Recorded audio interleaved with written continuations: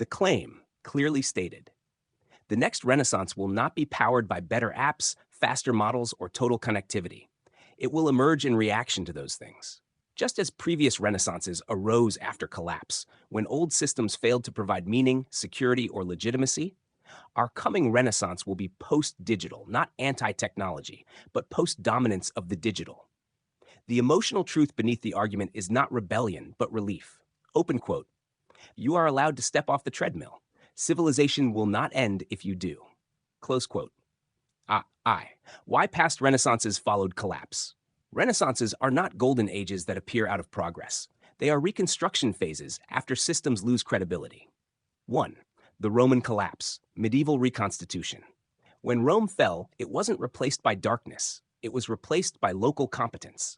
Central authority dissolved, trade networks shrank, bureaucracy vanished. What survived were monasteries preserving knowledge, local agriculture, craft traditions, ritual, myth, and religion as meaning structures. The medieval world was poorer in scale, but richer in coherence. Number 2. The Black Death. The European Renaissance. The Black Death destroyed labor systems, feudal legitimacy, religious certainty. And in the vacuum emerged humanism, artisan culture, civic identity, skill-based status. The Renaissance did not come from abundance. It came from constraint forcing human capability to the foreground. 3. Pattern recognition. Renaissances occur when old institutions fail, central systems overreach, meaning collapses before material systems do. This is exactly our moment. 2. How digital abundance erodes meaning. Digital culture promised infinite access, infinite information, infinite connection. What it delivered, meaning scarcity. 1. Abundance without friction equals meaninglessness. Meaning requires effort, risk, scarcity, embodiment. Digital systems remove all four. When music is infinite, knowledge is instant, social interaction is consequence-free, nothing feels earned, we did not become fulfilled, we became disoriented. 2. The dopamine economy hollowed us out. Digital platforms optimize for engagement, novelty, emotional spikes, not wisdom, mastery, long-term trust. This creates humans who are stimulated but ungrounded, informed but unskilled, connected but isolated. A civilization cannot regenerate on dopamine. 3. The collapse of narrative gravity. In pre-digital societies, meaning was anchored to land, craft, faith, family. In digital society, identity is abstract, status is algorithmic, reality is fragmented. People do not know where they stand, so they do not know who they are. This is why despair is rising despite comfort.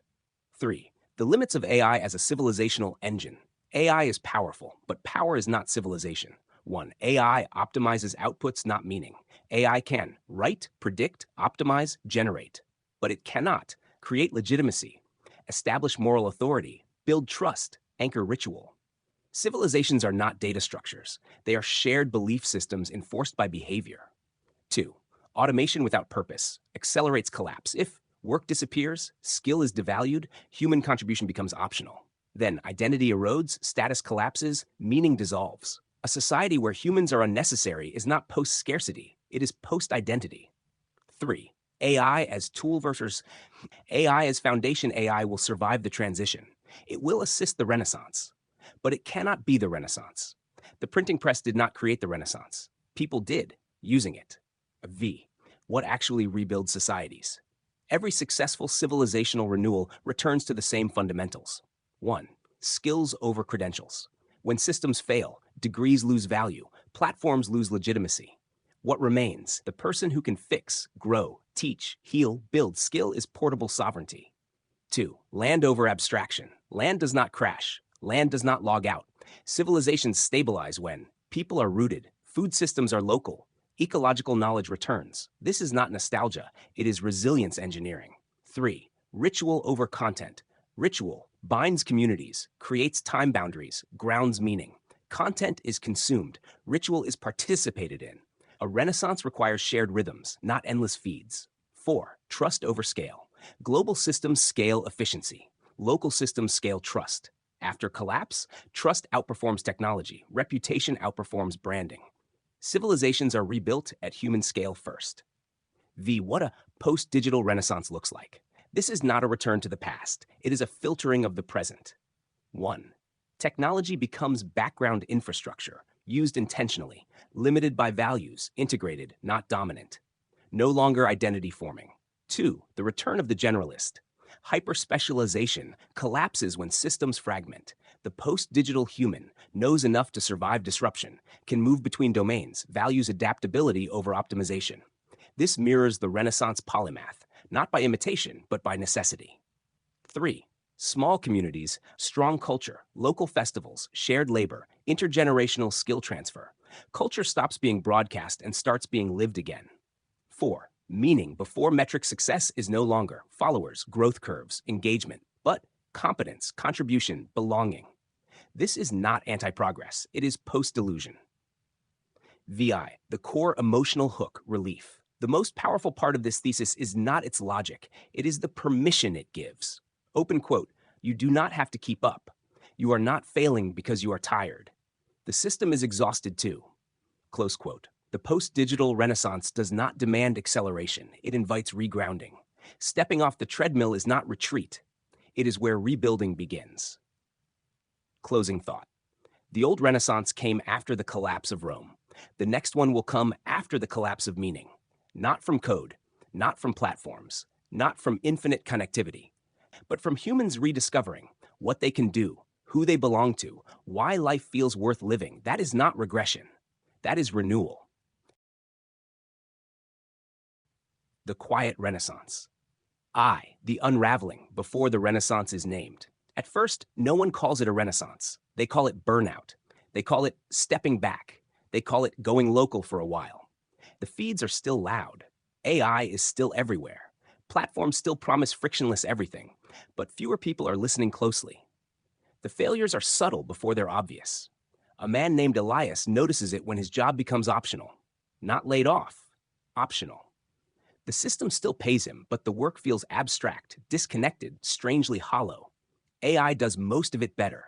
Meetings are polite rituals without consequence. Everyone senses that something essential has slipped away, but no one can quite say what. Elias is in his mid-30s, smart, capable, tired. He doesn't drop out. He just begins subtracting.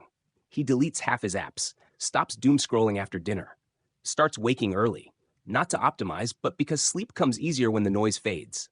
He fixes a broken fence on a neighbor's property one Saturday. It takes all morning. His hands ache. It feels better than anything he's done in years. 2.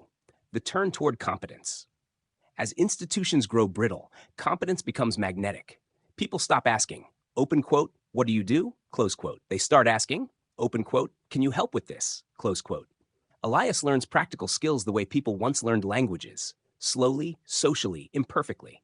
He helps a retired carpenter rebuild a shed, learns basic plumbing from a neighbor. Trades labor for lessons. Money still exists, technology still exists, but status begins migrating, not toward followers, toward reliability. The person who can repair, grow, organize, teach becomes quietly central. No one declares this shift. It simply happens when systems no longer cushion incompetence. 3. The rebirth of the local world. The Renaissance does not start in capitals, it starts in towns. The global supply chain stutters, not catastrophically, but enough to remind people it is fragile. Shipping delays stretch, services become inconsistent. In response, community workshops open, tool libraries form, shared gardens appear, not as ideology, but as insurance. Elias becomes part of a guild-like circle without calling it that. 10 to 15 people, mixed ages, mixed backgrounds. They meet once a week in person. Phones stay in pockets. They talk about water systems, food preservation, conflict resolution, seasonal rhythms. Someone always brings soup. Ritual sneaks back in without fanfare. The return of time. One of the strangest changes is how time feels. Digital time was flat and endless. Every day identical, always behind. Now time regains texture. Planting season, repair season, harvest, rest. Elias structures his life around cycles, not deadlines. He still uses technology, but deliberately. AI helps with planning, research, forecasting. It is no longer a master. It is a tool, like a hammer. Evenings are quieter. People talk. Children play unsupervised again. Stories stretch longer than attention spans. Meaning re-enters through the body. The Renaissance becomes visible when people's posture changes. They stand differently. They know where their food came from, who built their house, who to call in a crisis. Elias works fewer hours in abstract labor and more hours in tangible contribution. He is not richer in currency. He is richer in agency. His hands are rougher. His mind is clearer. His anxiety fades, not because the world is safer, but because he is more capable. Meaning returns not as belief, but as consequence. Viev, the new culture forms. Culture stops being something you consume. It becomes something you participate in. Seasonal festivals replace algorithmic holidays. Music is played live again. Stories are local, then travel outward. Art regains purpose, to remember, to bind, to instruct. Elias helps organize a yearly gathering, part harvest feast, part skills fair, part storytelling night. No sponsors, no metrics, just people. This is when someone finally uses the word Renaissance, not grandly, almost embarrassed. Said, after the transition, the mature Renaissance. Years pass. The world is not uniform. Some regions cling to digital maximalism, others fragment, some collapse.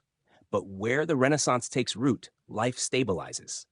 Elias is older now. He mentors younger people, teaches skills he once struggled to learn, listens more than he speaks. Children grow up knowing how to build, how to argue respectfully, how to sit with boredom. Technology exists, but it is bounded by values.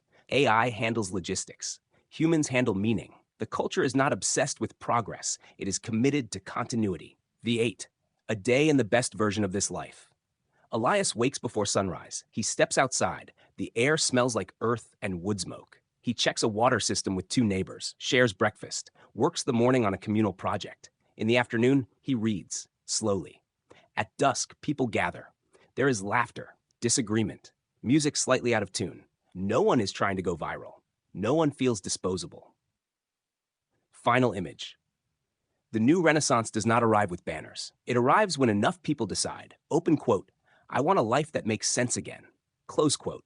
It is quieter than collapse, stronger than progress, slower than systems, but deeper than ideology. It centers humanity not by rejecting tools, but by remembering why tools existed in the first place.